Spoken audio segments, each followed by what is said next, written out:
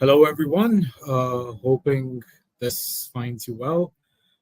My name is Azfar, and I'm very, very happy to be a part of the GoRemote Summit, talking about how to navigate the future of work. The world has been a very interesting journey so far, especially for the past few years with the COVID and moving back into life, into normal. And I think as we've gone through this whole journey globally, the navigating the future of work has become one of the more paramount discussions across the world. There are laws coming out regarding it. There's an open, rather heated debate about it. You usually hear whether we go back to the office or not. How do we approach that?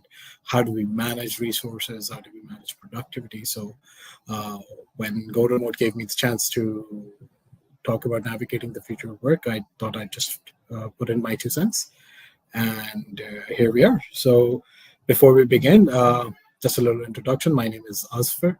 I currently am a part of an organization called iHorizons, based out of Qatar, where I'm part of the people and culture team. Prior to that, I have been the global head of HR for Swivel. Before that, I have worked in other startups, primarily based out of the US, focusing on logistics, transportation, oil and gas, and industrial Internet of Things. And before that I was an assistant professor as well. So quite a journey to get here, but that's how you learn. And all that experience has gotten collated. So it's been collated together into this session today. So without further ado, let's talk about the star of the show, which is navigating the future of work. Um, it's a day-to-day part of our lives. Work is where we spend most of our time. We all, in one way or the other, are very absorbed and very defined by how we work in a certain way. Of course, work-life balance is very important, so never sacrifice that. But work becomes a big component of our lives, and as we've moved ahead, as I mentioned earlier, uh, it's the change in dynamic on how this world operates, especially with COVID, uh, post-COVID, during the pandemic, where technology took like it moved much faster than anyone would have expected. And today, where we are in the world, which is transforming into a platform where AI is becoming abundant everywhere, it makes sense to discuss not only how to navigate the future of work, but I think it's a very important discussion to bring to light, especially with so many differing opinions on how work life should look like in the year 2023, 2024, coming right around the corner as well. So I thought I'd just put in a few cards together, just focus on what I think would be the salient features of how a successful workplace would be looking like in terms of really navigating its talent and building upon the opportunities and building upon the possibilities that they can achieve by rightly placing the structure within which they are able to navigate how their workforce is defined. And this can go either ways in terms of understanding how to look at it from a global perspective. If you're a globally distributed company, you can look at it from another perspective, which might be a local company. It's applicable across the board. It's a scalable idea. It's a scalable philosophy, which allows companies to grow leaps and bounds ahead. And that's basically what we'll try to focus on. So, a few key pointers which will resonate as I go through a few of the ideas that I'm about to share would be embracing technological advancements. As I mentioned, AI is a big proponent today of the world. Everything is turning AI. I mean, it's not a buzzword. It's going to be there. It's the future. And it needs to be incorporated into the workplace, not so much as a replacement. I don't believe in that per se, but I believe more as an enablement tool to really allow people to flourish and really uh, be expansive about the talent that they have on hand, and really allow them, so to say, to not only nurture it in a much better way, but enable and supercharge it in a way that it really delivers results across the board in a manner which is proponently 5x, 10x of what a normal individual would be able to do in, let's say, 2-3 years back. Just one example. Obviously, there are so many other tools, so many other advantages, which we'll just look at a few examples down the line as well. It will also be catering to remote and hybrid work models. What significance do they hold in today's workplace and in the future of every workplace? We'll also emphasize upon continuous learning. It's fairly self-explanatory. Adaptability and resilience, something which is strategic. It's a strategic initiative that companies not only have to understand, but also take into account with every move that they take. Today's world, a rapidly changing world, a world where competition is immense, a world where we're getting, everyone's getting closer and closer through globalization. Adaptability and resilience is what gets you through the tough times, more so than the good times, essentially, which is basically a testament to what you are as an organization. Again, when you're navigating yourself in the future, you need that adaptability and resilience. It's the best of both worlds, really, to be able to adapt, to be able to switch your strategy, your viewpoint, while at the same time having that core motivation to know where you want to be and driving towards how you want to get there. Diversity and inclusiveness in workspaces is going to be another element that we propagate upon. We will also focus upon soft skills and emotional intelligence. We'll emphasize upon data literacy, which has become a very, very important component in any decision making in today's world, and finish off with some sort of a component on social responsibility. So the following cards that you see right here are going to be general themes that you will see across today's keynote. And moving further into this whole conversation, I'd like to focus on talent managing. The talent managing, it's a very, very important it's one of the most important things in today's world. Being part of the people and culture sphere for almost 12, 13 years now, one of the few things that resonated, and it's something that you might have heard Richard Branson say, God knows when, but it resonates with me still today. And that's take care of the people, and the people will take care of everything else. It's such a simple yet such a profound ideology. Which has been a cornerstone of what I've been able to do throughout my career, is enabling individuals, providing them platforms, and really giving them the opportunity to work in a space which not only provides them security and comfort, but a thriving atmosphere where their ideas are celebrated rather than pushed back down or shut down, which sadly can be on occasion a situation which happens in occasional companies. But again, when you're talking about the future of work, we don't hire anyone to tell them what to do. We hire people to tell us what to do. And that's what the idea should be on how we need to manage talent, especially the talent that we already have and the talent coming in as well.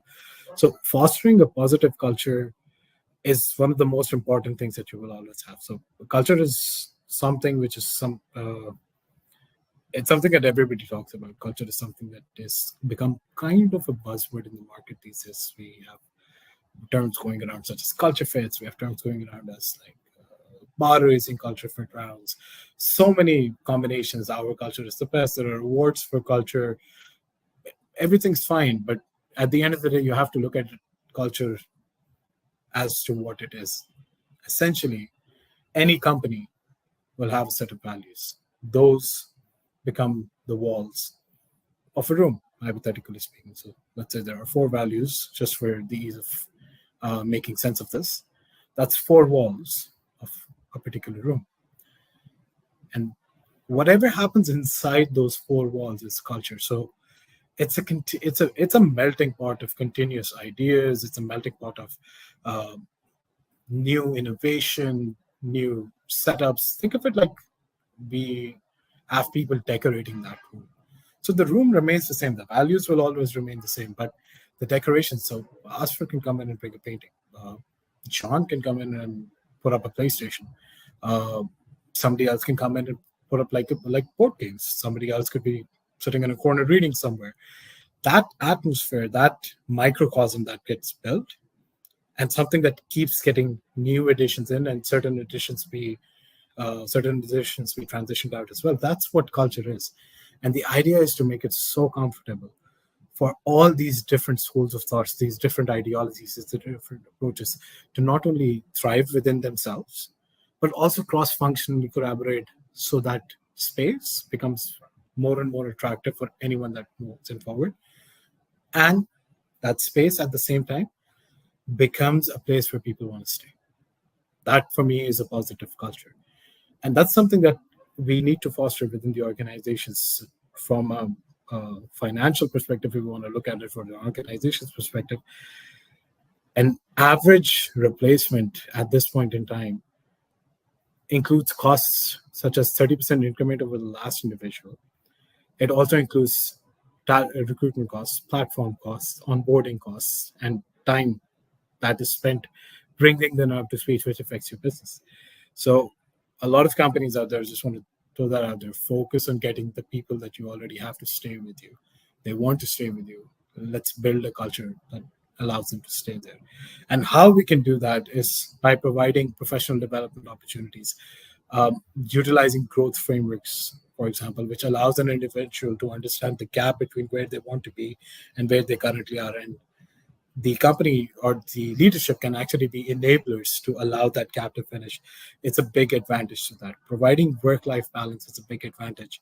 That allows that atmosphere to really become more productive. Essentially, we've had this concept of more so recently than ever before. So moving into one of the most important things that is needed to successfully navigate uh, a future workplace which thrives is talent managing. Essentially, there are departments in companies now which are called talent management, where they focus on end-to-end strategy. That's the right direction to go, really.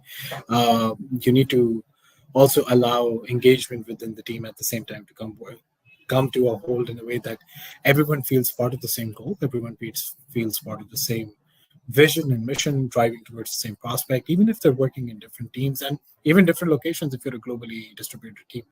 So that comes down to something that needs to be uh, a, a key pillar in the way that work in the future would look like. And one of the most salient features of that is going to be fostering a positive culture. Everything else is an add-on that you see in this diagram, but fostering a positive culture stays on top for a very particular reason, because culture uh, in today's world is essentially what makes or breaks a business. Gone are the days where earlier on culture could be compromised, culture could be sacrificed. Uh, it should never have been sacrificed in the first place, but dynamics were way different 20, 30, 40 years ago.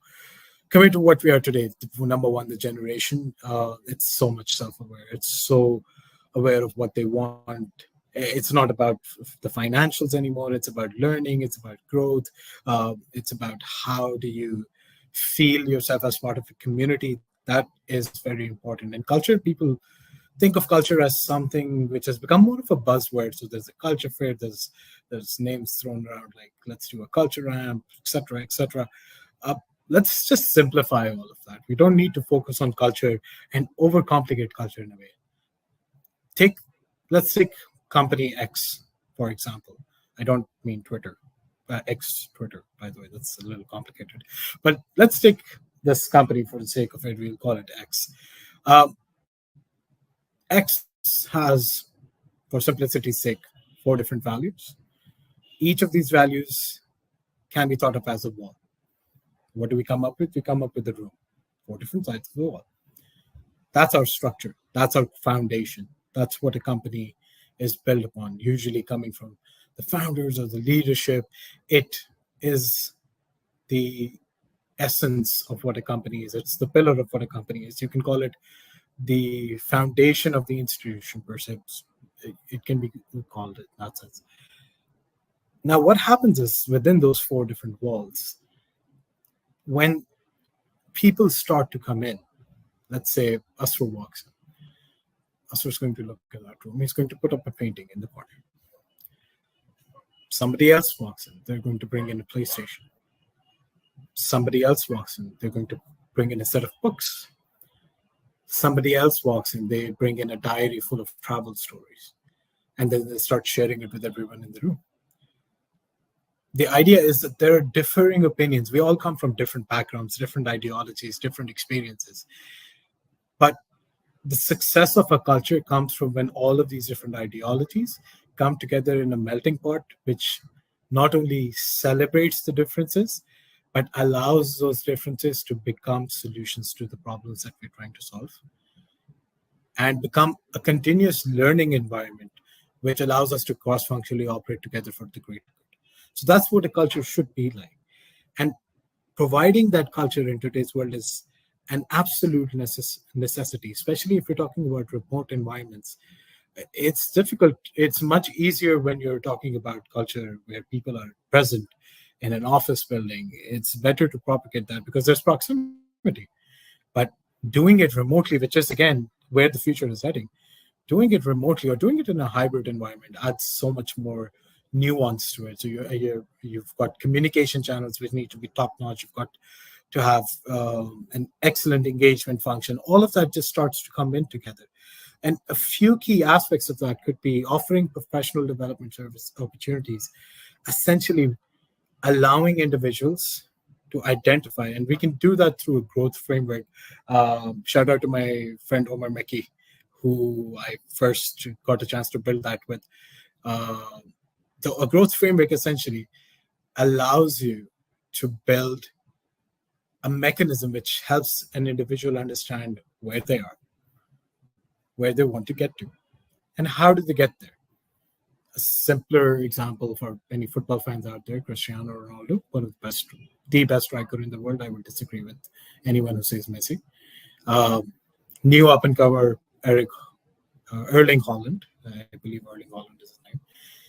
Him trying to grow into becoming Cristiano Ronaldo, essentially taking his place on the pedestal of world football.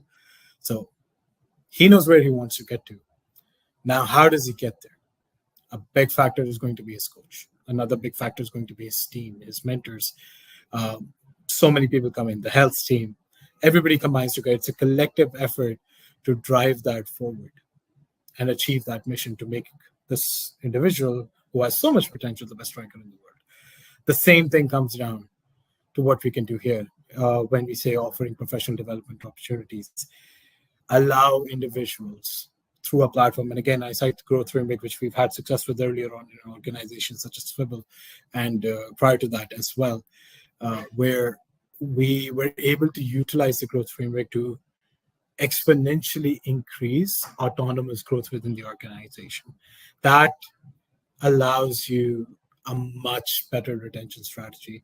That allows you to have a much better idea of what individuals actually want. It's basically another pulse that you have and it's on a micro level as well, because you understand what each employee wants. And it's very easy, so to say, to absorb information and help them get to where they are, becoming mentored and following a concept of servant leadership, rather than dictating and tying this up to performance reviews, tying this up to conventional methodologies, tying this up to your manager will decide, for example. All of these obsolete, completely obsolete. That is not how the future of work is going to work. The future of work is objective. The future of work is continuous growth. The future of work is a continuous cycle. I'm moving to the next part of regular feedback and recognition, rewarding exponentially for excellent performances, coaching and mentoring for any gaps that might exist. Because the only thing at the end of the day that cannot be taught is culture. But if you're providing the right culture and if you have the right people, it's just about investing the right time with them, putting them in the right place, giving them a little nudge and support, That's how teams will thrive. Um, from personal experience, I feel like fresh graduates are a much, much better route to go to than experienced individuals. I'm not saying experienced individuals are completely off the bat. I know we want them. Those are the right people to have for certain decision makings. But as you grow, as you scale up, bringing in a crop of fresh, hungry, talented individuals and driving this forward and teaching them and educating them goes a much longer way than any sort of lateral move that might have. Again, the best balance is both of these happening side by side to keep parity within the organization. But yes, this component where the idea of training and development needs to come in really does need to work through. And this encompasses further into regular feedback and recognition, growth. All of this combines together. It's basically an interconnected Venn diagram. I mean, the graphic pretty much dictates that as well. If we move into the next thing, competitive compensation and benefits. Some compensation and benefits are a key component. We don't need to really dive deep into this thing because it's fairly self-explanatory. However, it is one important thing to understand is exponential performance should always be equal to exponential reward, because anyone at this point in time made that extra effort. And if we do not recognize that, and if we do not celebrate that, we stand alienating individuals. And again, that affects your long-term retention strategy, which again goes against the idea of future work, where a community has to be built, and a community is strong as long as they're together. So that has to be kept in mind all the time. That is actually where opportunities for socializing and team building comes in as well. So everybody needs to be brought in together. You can do that over Slack. You can do that over Teams. You can do a picture competition. You can take everybody on an offsite. Those are two different extremes. One which can be done completely remotely, and the other which is in full proximity. And different organizations utilize different methodologies, but the common theme remains: let's bring the team back together. Let's give them some face time together. Let's have them work together. And that is very, very important in making sure that you not only thrive in the future, but your team are the happiest that they can be. And isn't that what it's about? That's the idea in the start, that we take care of the team and the team takes care of everyone else. Similarly, that goes into work-life balance as well. Work-life balance, just to start off, during the startup boom for the past 4 or 5 years, you hear words such as hustle culture, people celebrating the fact that they're hustlers, they work 14, 16 hours a day. I personally don't resonate with that. I will never resonate with that. Yes, work is a very important component of your life, but so is family. So is yourself. So you need to spend time for that as well. So work-life balance is something that is very, very important. And for all those people who celebrated hustle culture, burnouts were a very, very true thing too. And more often than not, those are worse, way, way worse than taking a couple of days off just to spend time with yourself or spend time with your family. Because that's where the importance is. Self-care doesn't just relate to you buying yourself something or really overachieving a task that you have. It's sometimes slowing down and taking a breath of fresh air, maybe going for a walk. The work-life balance becomes very important, and companies actually need to encourage that in the future of work. I would envision some place where there is an area within the office, if you're in physically there, or there's some sort of you could call it like maybe a channel, or maybe an outreach, or maybe an outlet, anything, like it would really be anything. There needs to be a medium, is what I'm trying to say, that within organizations where individuals can just let themselves go a little bit. So this could be a PTO culture to enable them. This could be encouraged leaves. This could be a structural system. There are multiple ways of doing that. However, the simplest way of doing that is just encouraging employees to work during office hours, be productive during office hours, enable them to be productive during office hours, rather, so they can enjoy the rest of their lives as well. Companies go all out. So Netflix has got a PTO culture. I personally know a startup in the US who has an idea where they have rooms where individuals can go and sleep whenever they want to. It's really good, but it's really doesn't need to be with any sort of bells and whistles. It's just as simple as there's work and then there's your life. So you need to maintain parity between that. And coming from an organization, this ideology that yes, this should be maintained adds a lot more value to an employee, and this actually allows us to uh, manage that sense of camaraderie. Is something that I would say is the closest thing that I can do, which creates attachment with what they're trying to achieve, what they're trying to be successful as in the future, and how they see themselves growing within the company. It just encompasses the whole thing, and that is very, very important if you want to succeed when it comes to the future of work. Internal communication again is a very important tool. So there are a few examples. Like you can see, you might know of some of them, you might not know of some of them. That's really not the point. The most important thing at this point in time is, why do we need an internal communications foundation? Granted, COVID has helped expedite this exponentially, but there is still so much more that we can do. We might be doing it well in one particular way. We might be using tools in one particular way correctly, but there is so much more that can be added value to. And that's how the future of work again would look like. Tools enabling AI or otherwise, doesn't matter. Tools enabling individuals to 10x their performances, to 10x their efforts without having to compromise on their own lives as well. Again, work-life balance is very important. We just had a chat about that. That needs to be covered in. So a culture needs to be indicative of the fact that a culture of communication rather needs to be indicative of the fact on how we structure day-to-day function. Again, it is a big part of our culture. It is a big part of how work will be structured in the future, or should be rather structured in the future, as a suggestion. So utilizing digital tools such as Slack, Teams, you can use Trello if you're trying to do project management. Asana is great. HackerRank if you want to do coding assessments or coding challenges, or if you want to really explore or do an internal learning program where you can utilize HackerRanks. And Firefly is one really amazing tool which I came across a couple of years ago, which is an AI note taker, which allows me to be in 3 meetings at once. And a lot of people I've seen recently adapting this thing. So excellent tools which allow you to really project that image of rather that sense of being involved everywhere without overburdening yourself. That's where it is. We have to understand that these tools are enablers and not the things that we completely depend on to try and do that. They actually are, so they are going to help us be where we want to be in terms of achieving that level of consistency and performance. So utilizing them, adopting 1, adopting 2, adopting 3, completely up to the organization, completely up to the individual if you're thinking from an individualistic perspective. But again, very, very helpful in the way that we do these things.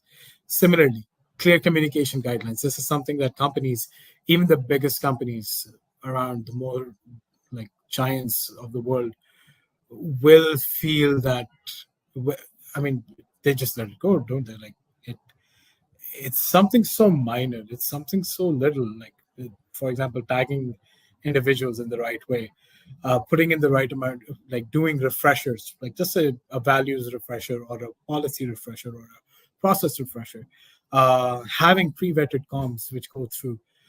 Again, some companies do them, some companies do not do them, some do it better than the others. It's a spectrum, to say the least. However, clear communication guidelines actually allow the whole organization to be more connected and more cross-functionally enabled to work together. And that's something very, very important. There different experiences can be cited. People like a simpler experience. If somebody's using an ATS and Slack, and the hiring manager and the recruiter, for let's say, for example, is having a conversation, and the recruiter does not tag the hiring manager in the ATS, which is an applicant tracking system. It helps recruitment. Just for anyone out there who does not know the abbreviation ATS, that creates a gap in communication. Which, if you look at it, it's a very minor gap if you look at it in hindsight. But start adding that up, and that start causing problems. And that leads down to a breakdown in communication, that leads down to a breakdown in trust. If this happens continuously, consistency is broken. it affects your culture again at the end of the day, and culture is how everybody will successfully thrive together. So we need to maintain that. Similarly, another process that needs no introduction, but is something that the companies are adapting to now through the adaptation of OKRs, is regular check-ins. Being regularly in touch, having checkpoints, whether you use a balanced scorecard, whether you use a KPI, whether you use OKRs, all of these methodologies, they're fine on one end. The concept of these is to put two people together who are working together, who can help each other achieve their overall objectives and through key results. So whether you utilize a continuous performance management system, you can use a Workday, you can use another HRIS, or whether you're more into the modern third-party tools such as Lattice, either way is fine. It's the idea of creating these day-to-day team meetings or regular one-on-ones. Some people actually do scrums if you're from an engineering environment, which is an extension of these as well. All of these help you out in really delivering and really developing a structure where communication becomes key at the end of the day. And it adds into the idea where you're more adaptable. Let's say something's not working out right. You can change that because you're regularly meeting and you can pick up a pattern of where it is. But it also allows you to be more resilient because it does not it gives you a pathway where you understand how you have to go. Your long-term vision is very, very clear. It allows you to course correct without losing sight of the bigger picture. So it gives you both the best of both worlds in that sense. Another way of continuing this through an internal communication architecture, how the future of work needs to be there. Document sharing and centralized communication needs to be very good. Notion, Confluence are excellent examples of that. Bringing everybody together on a centralized platform where everything is available helps out everyone in this sense. So it helps out the shared services team in getting their messages across.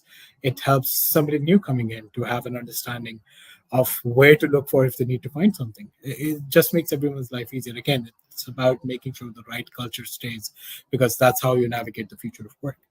Similarly, if you're a remote team or if you're working hybrid, something that I suggest everyone, including my team, is just turn on the camera. Have some sort of an audio interaction. It's great and all. And yes, it gets the job done, but just turn on the camera. It's fine. It's there for the specific reason to reduce that gap that you would have if you're not particularly sitting in the same office with somebody. So utilize that. Let's make that work in this. And finally, engagement first mindset is something very, very important. You need to understand whether it's a remote first organization or whether anybody else. Isolation, silos, these are common terms. We've all seen these happen or have experienced this in one point or the other. These exist because they need to be avoided.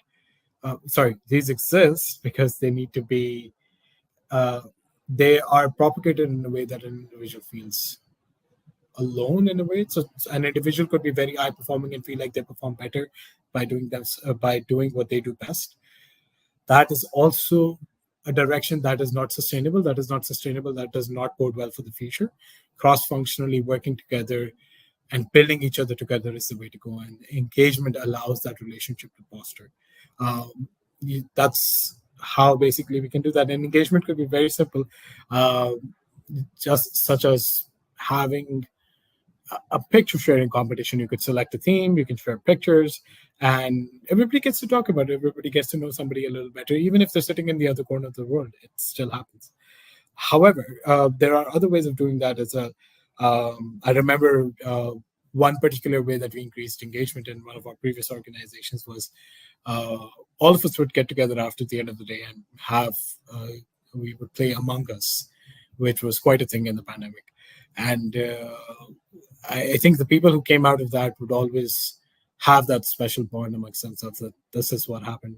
It became kind of an inside joke, but it brought us closer, and that's something really, really important in today's world, especially in a globally distributed team.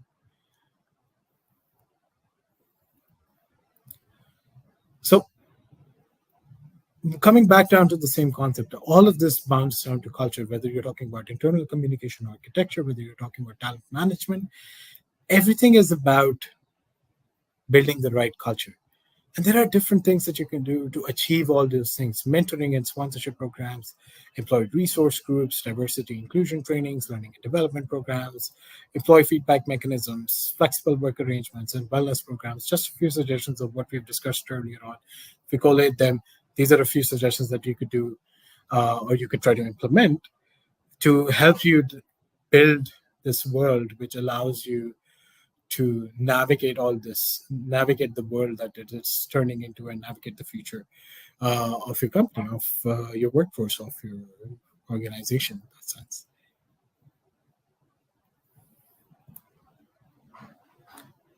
Let's talk about impactful communities for a minute as well. Impactful communities, again, this ties into the whole idea of what should a company be like to be successful?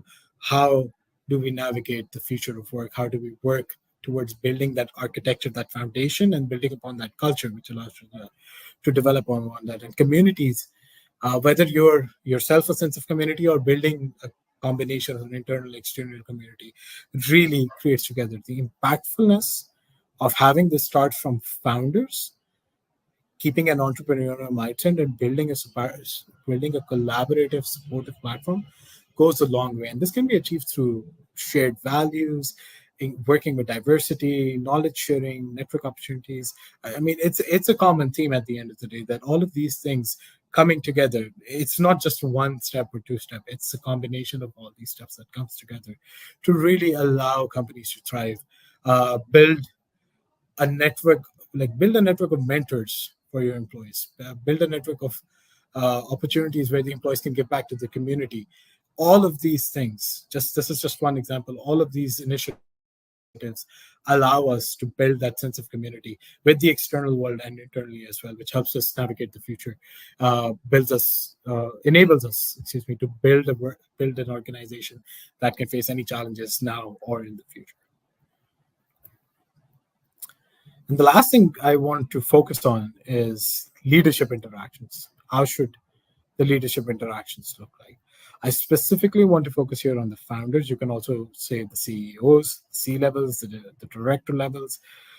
These individuals, they come with a lot of responsibility. They are the flag bearers of the organization. They are the people who, like in today's world, it's a bottom-up culture. What they model, let's say the CEO, how they model themselves, how they conduct themselves. And if you want to look at organizations where you have founders who have a certain set of values that they resonate and they actually display on a day-to-day basis, that is what also sets up that sense of community, sets up that culture, which allows the organization to navigate any choppy waters, any challenges, and celebrate and really own up to the successes that they will have in the future. And it's fairly simple. It's about trust. It's about conflict resolution. It's about the right way of communication. It's about defining and letting those roles and responsibilities take their place. You don't need to just give them a JD and say, there are companies which would add clauses that say, as requested by the company at that time. No, it's the world of specialization. Let people do what they're good at, enable them to do what they're good at, and we'll get to what we need to get to in a much, much faster time. It might seem like initially there's a little bit more investment involved, but it comes back in so many better ways. So it's not just about investment at the end of the day, or it's not about a balance sheet at the end of the day. It's about planning the prospect properly for the future. And that's very, very important. Excuse me. We also turn to the founders, the CEOs for inspiration, for vision, and it should also be an idea of how do they introduce themselves. So I've recently seen Founders Connects, where founders have taken the leverage to meet individuals who are coming into the companies. I think that's a very positive step in really building the culture of the company right from the get-go, because culture building starts from the first call the candidate will get and will last till the whole life cycle.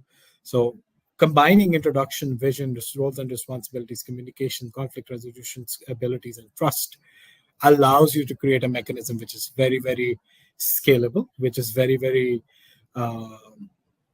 it's very easy to adapt to for somebody new coming in, and it's very easy, or rather it's something where anyone can comfortably thrive in. And that's a very positive thing. That's a scalable thing. And anything scalable is moving towards the future in the right direction. And sustainably scaling it is an even more better thing. And that's where leadership interactions focus in. They allow their efforts rather would allow that sustainability factor to come in as they move towards the future.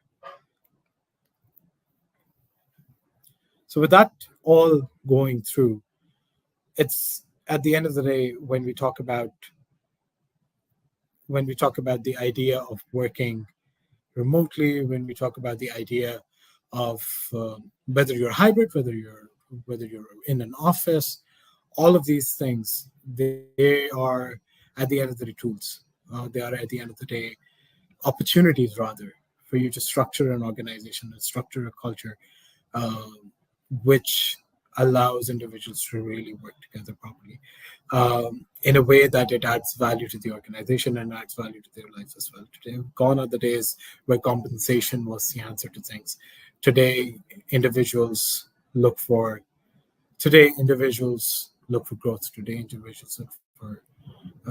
for satisfaction. If anybody's looked at Maslow's hierarchy of needs, there's a term called self-actualization. That's what people are trying to build towards. That's what today's workforce, so it's a very young workforce now that we're working with, especially more so in the tech world, where individuals want to be challenged, want to be accepted, want to really be allowed to be themselves and still be able to deliver what they do and still be able to contribute in a way that they think not only adds value to their lives, but to the lives of so many others, countless others. That being in tech that's what it's about at the end of the day. It's about impacting so many lives, because anybody who got into tech came in here to solve a problem. And all of us are trying to ensure that we do it in a way that it is sustainable, it is scalable, and it leaves a positive impact on somebody's day-to-day lives. And whether you come from the world of a system integrator, whether you come from the world of a startup, this is the commonality that exists between tech companies. And the other commonality is people. People will be part of every organization. People are the ones who build organizations. To navigate the future of work, it's about utilizing the countless opportunities we have in tech today to enable these people to do the best that they can. And then at the same time, taking away all their problems, giving them a solution rather to their problems. May it be benefits, through benefits, may it be through perks. There's so many other avenues now, may it be through meetups. But at the end of the day, creating that sense of community, creating that sense of camaraderie amongst each other within the organization, with a sense of corporate social responsibility, and a sense of adding value to not just your lives, but to so many other lives through a very well set out vision, is how we enable ourselves to create that positive culture, add in the right communication, add in the right support systems for everyone, and that is how you navigate the future of work. Thank you so much, everyone. It's been a pleasure talking to you about this, and thank you so much to the GoRemote Summit for giving me the opportunity to share my ideas and my thoughts. Goodbye.